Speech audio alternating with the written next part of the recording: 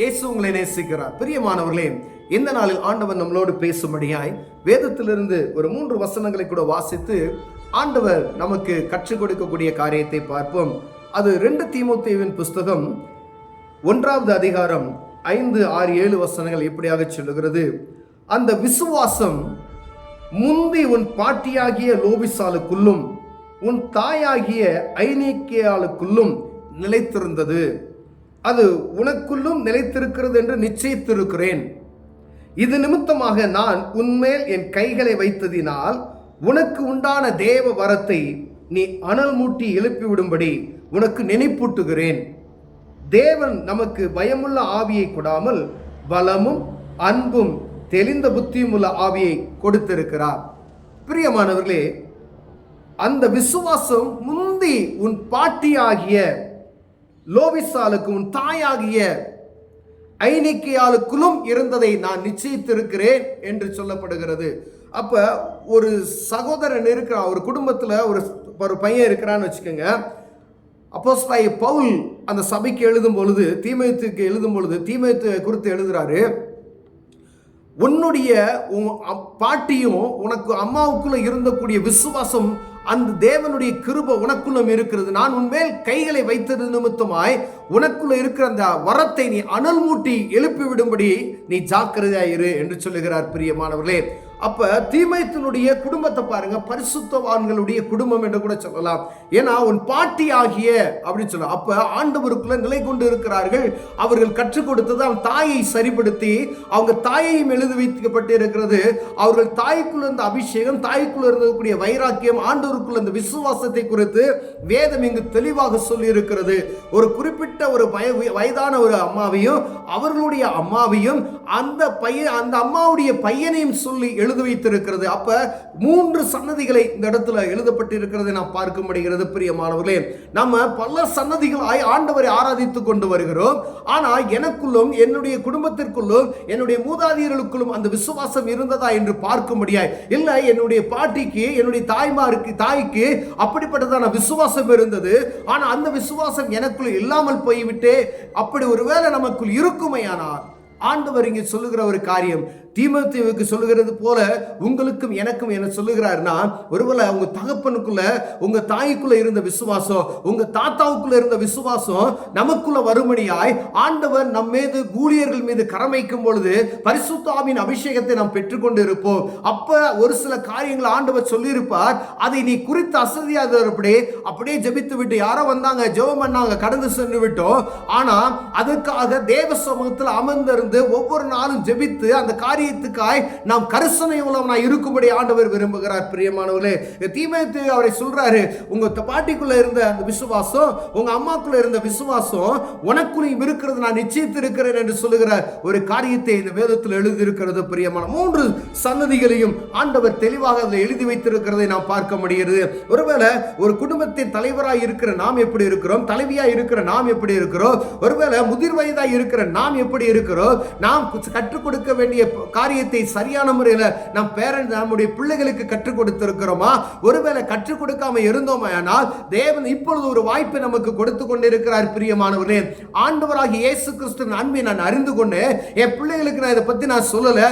ஆண்டவர் எனக்கு செய்த நன்மைகளை நான் எனக்குள் அடக்கி வைத்துக் கொண்டுகிட்டேன், ஆனா அவங்களுக்கு நான் சொல்லாம விட்டுட்டேன் அப்படின்னு சொன்னா, எப்படியாவது முதிர் வயதில் இருக்கிறவர்கள் தேவன் உங்களுக்கு செய்த நன்மைகளை உங்க பிள்ளைகளுக்கு அந்த விசுவாசத்தை வர்த்திக்க பண்ண முடியாது சொல்லுவீர்களானால், அவர்களுக்குள்ள ஒரு நாள் சோர்வு வரும் பொழுது, ஆண்டவர் என் தகப்பனை ஆசீர்வதித்தாரே, என் தாத்தாவை ஆசீர்வதித்தாரே, என் பாட்டியை ஆசீர்வதித்தாரே, என் தாயை ஆசீர்வதித்தாரே, அந்த ஆசீர்வாதம் எனக்குள்ளும் இருக்கணுமே என்று சொல்லுகிற ஒரு உணர்வை உண்டாக்குவதற்கு அது பிரயோஜனமாய் இருக்கும். பிரியமானவர்களே, வயதாயிருச்சு, நான் என்ன செய்ய போறேன் அப்படின்ற எண்ணம் நமக்குள்ள இருக்கலாம். இதுக்கு மேல என்ன செய்ய முடியும்? ஆனா உங்களால ஜெபிக்க முடியும், உங்களால உங்க பிள்ளைகளுக்காய் தேவ சமூகத்துல கதற முடியும், அவருடைய விசுவாசத்துக்காய் கதற முடியும். அநேக ஜனங்களுக்கு உங்களால உட்கார்ந்து ஜெபிக்க முடியும். பெரியமா நடக்க முடியல, ஆனா தேவ சமூகத்திலிருந்து என்னால் அமர்ந்து ஜெபிக்க முடியுமே. ஒருவேளை எத்தனை சன்னதிகள் நம்ம ஆண்டவருடைய நாமத்தை மகிமைப்படுத்தி கொண்டு வருகிறோம். வெறும் சன்னதியா நான் கிறிஸ்தவன் என்று பெயர் பெறுவது பெரிய பெருமை அல்ல. நாங்கள் பாரம்பரிய கிறிஸ்தவர்கள் பெயர் பெறுவது பெருமல்ல. பாரம்பரியமாய் விசுவாசத்தில் வழுவி போகாதவர்களாய் நாங்கள் அடுத்து தேவனுக்கு நாங்கள் ஏதாவது செய்ய வேண்டும் என்கிற உறுதிப்பாட்டோடு இருக்கிறோம் என்ற ஒரு நம்பிக்கை நமக்குள் வறுமையானால் ஆண்டவருடைய நாமம் அது மகிமைக்காய் இருக்கும். பிரியமானவர்களே, இது நிமித்தமா நான் உன்மேல் என் கைகளை வைத்ததினால உனக்கு உண்டான தேவவரத்தை நீ அனல் மூட்டி எழுப்பும்படி உனக்கு நினைப்பூட்டுகிறேன். அப்படி ஆண்டவருடைய பிரசனை எனக்குள்ள இருக்கிறது என்று நாம் அறிந்து கொண்டோமையினால் அதை குறித்ததான வார்த்தை, அது ஒரு வரம். அதை தேவ சமூகத்தில் அனுதினமும் ஜெபித்து, ஆண்டவரே இந்த காரியத்துக்கு நான் ஜெபிக்கிறேன், பலப்படுத்துவீரா, அனல் மூட்டி எழுப்ப விடும்படியா. அப்ப ஜெபிக்கணும். ஒவ்வொரு நாள் அனல் மூட்டி எழுப்புகிறதுனா தேவ சமூகத்தில் ஜெபித்து ஸ்தோத்திர பலிகளை ஏறெடுக்கும் பொழுது ஆவியானவர் நம்மை அனலாக்கி விடுவார். பிரியமானவர்களே, அனல் மூட்டி எழுப்பி விடுவார்.